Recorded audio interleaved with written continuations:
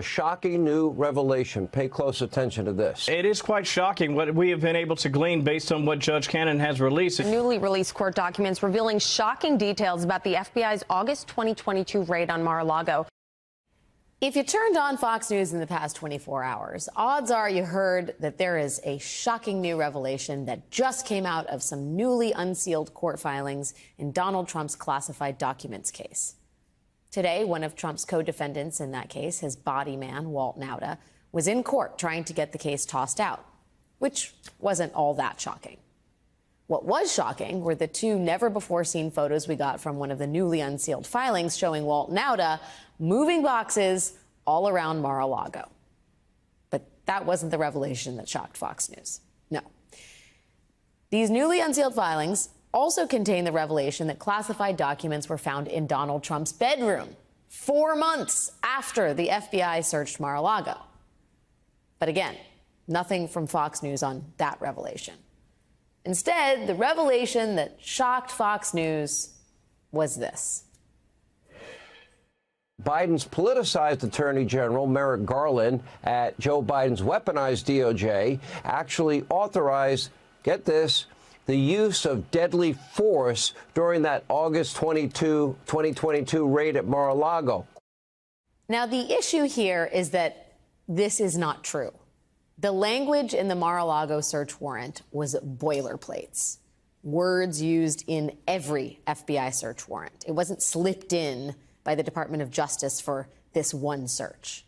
But yesterday, after these filings were unsealed, here was the fundraising email Donald Trump sent his followers. It's just been revealed that Biden's DOJ was authorized to use deadly force for their despicable raid in Mar-a-Lago. You know they're just itching to do the unthinkable. Joe Biden was locked and loaded, ready to take me out. Reality would suggest otherwise. The FBI used kid gloves when they searched Mar-a-Lago. The agency informed the Secret Service in advance of its search. They used plainclothes officers to spare Trump as much embarrassment as possible. And crucially, they planned this search for when they knew Trump was in New York, more than 1,000 miles away.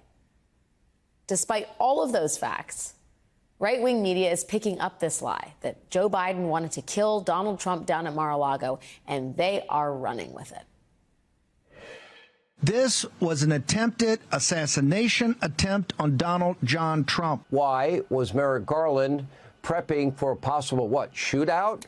Why did agents roll up, guns at the ready? Maybe they wanted the engagement of physical force. Deadly force. Does that mean that Joe Biden was authorizing the FBI to if it came to that and he resisted arrest, it would be okay to kill Donald Trump? It's not just right-wing media that's pushing this lie. Congressman Paul Gosar tweeted, Biden ordered the hit on Trump at Mar-a-Lago. Congresswoman Marjorie Taylor Greene tweeted, the Biden DOJ and FBI were planning to assassinate President Trump and gave the green light. President Biden was not trying to kill his political rival. But you know who doesn't think that's a bad idea? Donald Trump. His lawyers literally argued before the Supreme Court that as president, Donald Trump should be allowed to assassinate his political rivals. And where was the right-wing shock then? Here was Senator Chuck Schumer on the floor of the Senate today. What Donald Trump said, falsely suggesting his political opponents are out to kill him, is beyond the pale and is the stuff that leads to political violence. Everyone who was here on January 6th should immediately see what he's doing, what Donald Trump is doing, using conspiracy theories to spin the hard right into a frenzy. This is how people get killed, how the seeds of political violence are sowed, and how people lose faith in this democracy. Donald Trump has no regard for that. Joining me now is Congressman Dan Goldman, Democrat of New York. He served as, of course, lead counsel in Trump's first impeachment. Congressman, it's great to see you. Thank you for being here tonight. I first want to just get your reaction to a video that Trump released earlier today accusing Joe Biden of being, quote, the real threat to our democracy. What do you make of that?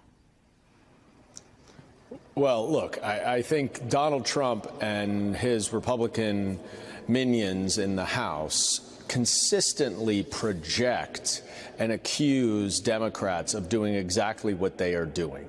There's, of course, no evidence that Joe Biden has done anything anti-democratic, anything to abuse the rule of law, abuse our criminal justice system. In fact, that is what Donald Trump has done and has promised to do in the future.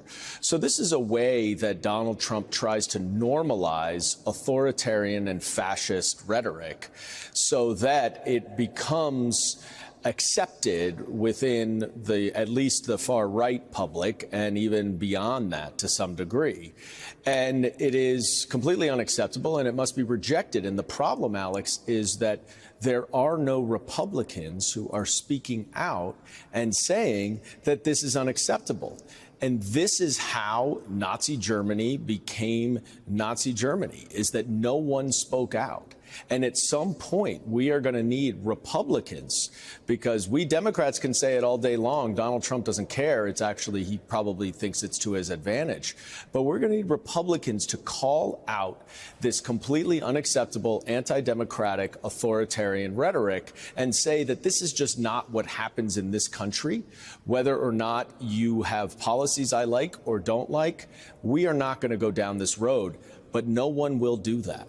I am, you mentioned that, and we just played some tweets from Marjorie Taylor Greene and Paul Gosar, who responded to this crazy, paranoid conspiracy so quickly. And I was really struck by the metabolism now between the sort of far-right fringy theories and the way those just circulate through the conservative bloodstream so rapidly, faster than it feels like ever before. Not only are Republicans not speaking out about it, they are adopting this as gospel in a matter of minutes, hours. Can you talk a little bit about the way this stuff has made its way into the halls of Congress within a 24-hour period? Well, look, Marjorie Taylor Greene and her QAnon views would have been completely laughed out of Congress in 2018. Now she is mainstream Republican at this point. And she and Paul Gosar, who have a crazy extremist, racist, anti-Semitic beliefs, are now credited as being legitimate MAGA Republicans because Donald Trump has adopted them for his own political expediency. But we cannot move the spectrum to the point where Marjorie Taylor Greene and Paul Gosar become normalized. And they're not normalized just simply because they support Donald Trump. But that is where this Republican Party is, and that is why it is so dangerous. Now, what they say has no relationship to the facts of anything, but they have a pulpit and they have increasing amounts of power in this Congress. And in a mere 6 years, Marjorie Taylor Greene has emerged as the face of the Republican Party. And that should scare everyone, whether you're Republican or Democrat. Yeah, and it's not just the sort of domestic concern over all of this. There's also a geopolitical concern. Moscow, the Kremlin propaganda machine, has picked up on this and is having a field day with this. Their headlines: FBI plan to kill Donald Trump, details revealed in the USA. I mean, this is playing directly into Vladimir Putin's hands, Congressman. Marjorie Taylor Greene, if she's not getting paid for being a Russian agent, she's missing out on money. Because it is so clear that she is parroting Russian propaganda on the House floor in the Congress of the United States. And you don't have to take my word for it, Alex. You have the chairman of the House Foreign Affairs Committee and the House Intelligence Committee, Republicans, who are saying the same thing. And what people do not seem to understand is that Marjorie Taylor Greene is simply moving the Overton window. She's moving the rhetoric rhetoric so far to allow for Donald Trump to come behind her. But they are simpatico. They are hand in glove right now. And there's no question that Donald Trump has visions, as we saw from his video with the Unified Reich, which was a completely knowing and intentional inclusion in that video. Let's be real here. He is paving the way to become a Vladimir Putin or to become an Adolf Hitler or a Kim Jong-un. That's what he wants to be. And all of this is in the lead up to paving the way for him to win this election and then to take over this country and literally to eliminate the democracy that we know. Here's the New York Times headline from just a few hours ago. Another provocative flag was flown at another Alito home. Photographs obtained by the Times on 4 separate dates show that the Appeal to Heaven flag was flown over the New Jersey vacation home of Supreme Court Justice Samuel Alito in the summer of 2023. Michelle, what was your reaction when you saw this headline? I mean, on the one hand, completely predictable, right? Justice Alito is exactly the person that a lot of us fly one flag, thought he was. Fly another flag. Right. And he is, I mean, my colleague Jamel Bowie wrote this column about how he's a true believer, right? He's not he's not a Fox News producer. He's a Fox News watcher. He's, you know, he has kind of very similar opinions, I think, to a lot of other crankish men in their 70s. He just happens to have lifetime unaccountable power over the Constitution of the United States and has been extremely contemptuous of any efforts to not just rein in that power, but to enact a code of ethics, you know, on the Supreme Court. It's worth pointing out that the Supreme Court just under, you know, pressure just adopted a code of ethics that said that justices should recuse themselves. I don't know if I'm going to get the language exactly right, but I think when it can be reasonably inferred, yes, that when there might be reasonable doubts about their impartiality, something to that effect. How can anyone reasonably believe that Justice Alito is remotely capable of being impartial on around a cause that he cannot resist, that he feels so strongly about, that he cannot restrain himself from, you know, flying banners over multiple properties? You know, Mark,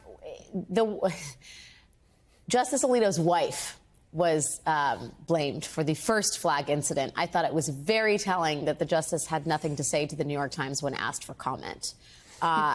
What is your sort of immediate assessment of how damaging this is to the court? Well, I think the justice was caught red-handed on this one, is not going to be able to shove off blame to his wife. My immediate reaction is that this is, of course, a terrible look for Alito, a terrible look for the Supreme Court, on the eve of yet another day when the justices will be handing down opinions. Tomorrow morning at 10 a.m., we will be getting major opinions in cases that could involve things like abortion and gun control, and Alito may well be providing the deciding vote in some of those cases. And the nation will now know that the guy who tipped the scales one way or the other in some of those cases also flew a flag intimately associated with the insurrection at his beach house. But I just want to say, I feel like what's so damning here is that Justice Alito has clearly broken the sort of implicit contract that the Supreme Court makes with the United States of America and its citizenry. You know, the Supreme Court justices are supposed to act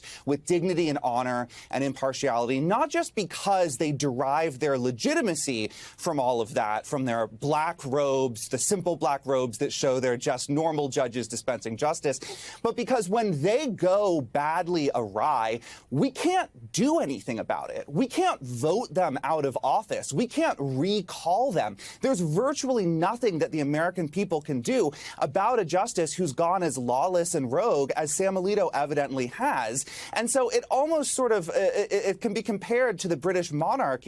You know, the reason that it still exists in its current form is because Queen Elizabeth was able to preserve this image of integrity and decency for so long, and the public respected it. Alito is shattering those efforts by the rest of the Supreme Court, or some of the rest of the Supreme Court. It's not going to lead to a good place for them because, again, that really is the only place they derive their power from. They don't have an army to enforce their decisions. When they lose respect, they lose authority. Yeah, that's such a good point, Mark. I mean, it almost feels like He's doing it because he can, because he knows that there is no accountability. Right. It is owning the libs in the most spectacular fashion.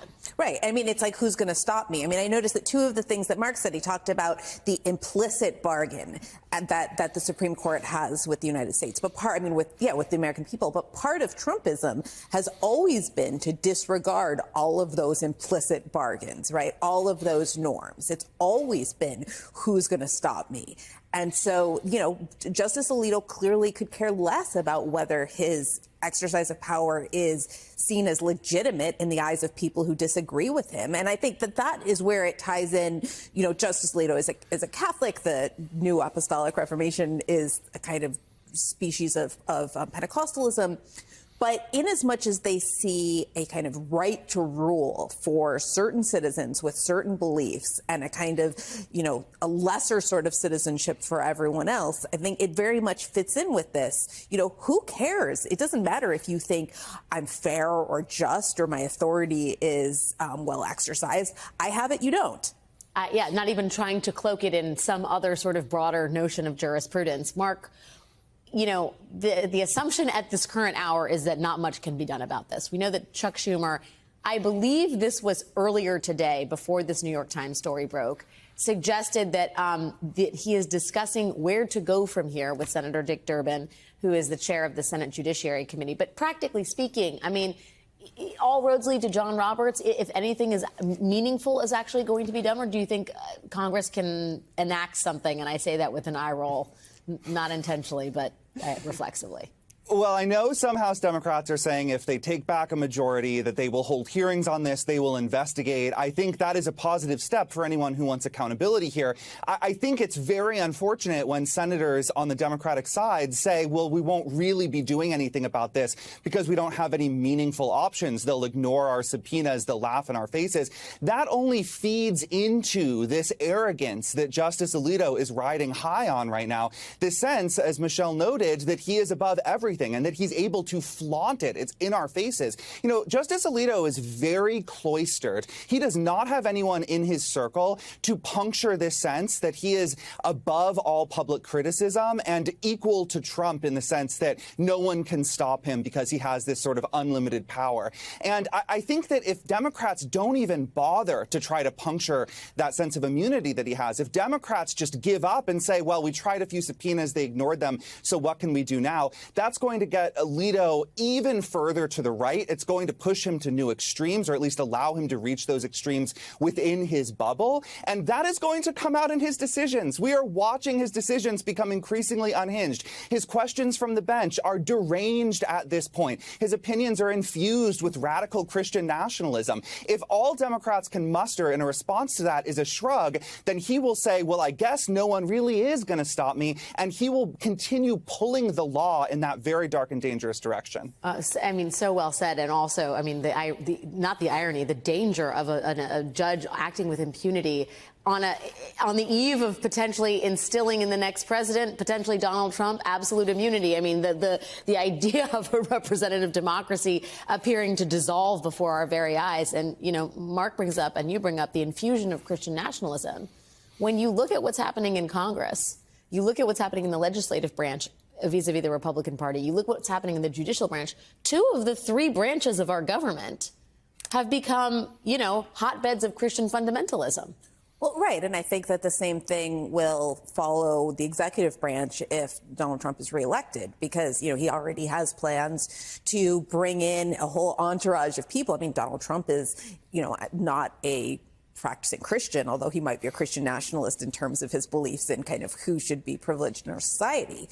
But he has plans to remake, or the people around him have plans to remake the entire executive branch. And this is just a kind of tiny example, a symbolic example of what that looks like. It's it's just completely unaccountable. Maybe we had norms and standards before, but, you and what army is going to enforce them? Mark, this, in the context of the broader history of the court, this has been the project of the right wing since Ronald Reagan.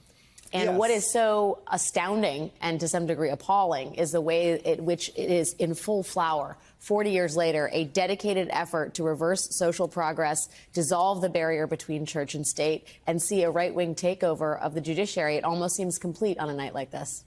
Absolutely. And I think the great lesson that the Reagan administration imparted on some of its younger foot soldiers like Mitch McConnell, who are now leading the Republican Party, is if you capture the courts, you don't even have to win elections. You know, passing laws through democracy is really unwieldy. It takes forever. It's expensive. And those laws can be repealed. Those lawmakers can be voted out. But when a judge does it, well, if you can't get that overturned on appeal because the Supreme Court has been captured as well, that's just the law of the land. And it may stay that way for decades. This has indeed been the project, and it does feel on a night like tonight like the project has succeeded. But I'll say, you know, for many decades, the conservative legal movement felt that they were failing. It took them nearly 50 years to overturn Roe. A lot of progressives might be dispirited today, but if they aren't playing the long game, then they really aren't playing to win at all.